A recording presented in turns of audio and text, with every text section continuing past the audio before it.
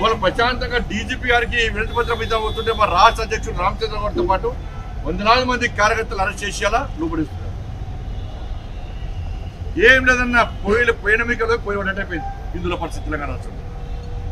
కేసీఆర్ అప్పుడు గిదే చేసిండు, రేవంత్ రెడ్డి గారు గదే చేస్తున్నాడు. ఈ ప్రజలేమో మీరు చెప్తే ఇనలేదా? మీరు ఇలా ప్రజలు ఆలోచించాలి, సమాజం హిందూ సమాజం ఆలోచించాలి. మేము చెప్పిన విజ్ఞప్తులను మీరు విస్మరించిన కనుకనే ఇవాళ తెలంగాణ రాష్ట్రంలో గోవధ నిషేధంగా జరిగింది. గోవధ యథేచ్ఛగా జరుగుతున్నది. ఇష్టపెడదామా చెప్పండి. ఇలా మా కార్యకర్త ఇలా చావు బతుకు మీద కొట్లాడుతున్నాడు. బతుకుతాడా చస్తాడా తెలియదు ఆయనే. ఒక వాల్మీకి కుటుంబం, పేద కుటుంబం, గుడిసెలు ఉంటాడు ఆయనే.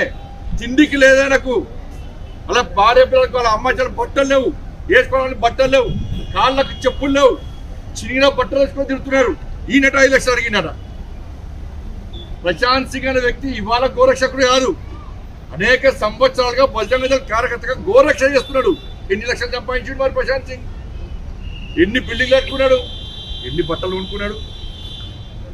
బట్టలు లేకుండా, తిండి తిప్పలు లేకుండా పేద కుటుంబంలో వ్యక్తి గోరక్ష కోసం తాపత్రయంతో ఆవేదనతో బాధపడి గోరక్ష చేస్తుంటే పోలీసు వాళ్ళు ప్రెస్ మీటింగ్ పెట్టి ఇలా గోరక్షకుని బాధన చేసి హిందువుల మనోభావం దెబ్బతీసేందుకు పోలీస్ వ్యవస్థ వహిస్తే నేను వెంటనే చెప్తున్నా ముఖ్యమంత్రి గారికి, ఎవరైతే ప్రెస్ మీటింగ్ పెట్టి ఇష్యూని డైవర్ట్ చేసే ప్రయత్నం చేస్తారో ఆ పోలీస్ అధికారుల మీద చర్యలు తీసుకోకుంటే ఏ విధంగా మేము చేస్తాం.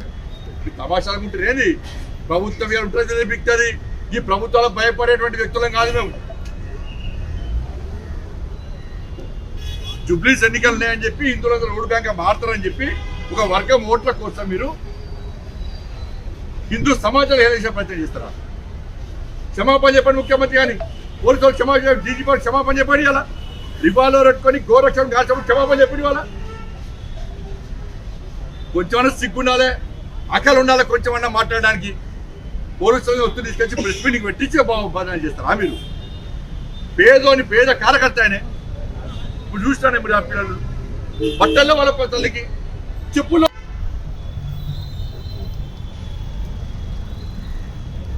దోసుకొని వాళ్ళు దోసుకున్నారు, వీళ్ళు దోసుకున్నారు. కాబట్టి మళ్ళీ నేను హెచ్చరిస్తున్న ప్రభుత్వాన్ని, తప్పుడు ప్రచారం పనిచేయండి. మీరు ప్రభుత్వం వెంటనే పోలీసు వాళ్ళు వాళ్ళ వ్యాఖ్యలు వెనక తీసుకోవాలి. మీరు క్రియేట్ చేసి వీళ్ళతో వాళ్ళతో స్టేట్మెంట్ ఇప్పిస్తే హిందూ సమాజం నమ్మదు. దాని మీద వెంటనే పోలీస్ అధికారుల మీద చర్యలు తీసుకోవాలని చెప్పి మన భారతీయ జనతా పార్టీ డిమాండ్ చేస్తుంది. షేర్ చేయండి, లైక్ చేయండి, సబ్స్క్రైబ్ చేయండి. మరిన్ని వీడియోల కోసం బెల్ సింబల్ పై క్లిక్ చేయండి.